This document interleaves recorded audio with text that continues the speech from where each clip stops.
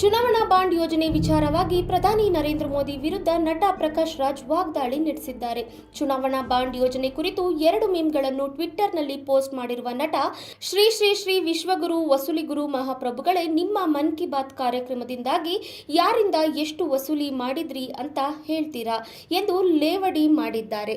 ಲೋಕಸಭಾ ಚುನಾವಣೆ ಹಿನ್ನೆಲೆಯಲ್ಲಿ ಮೋದಿಯವರು ದೇಣಿಗೆ ಪಡೆಯುತ್ತಿದ್ದಾರೋ ಅಥವಾ ದಂಧೆ ನಡೆಸುತ್ತಿದ್ದಾರೋ ಗೊತ್ತಿಲ್ಲ ಎಂದು ವ್ಯಂಗ್ಯಭರಿತ ಮೀಮ್ ಹಂಚಿಕೊಂಡಿದ್ದಾರೆ.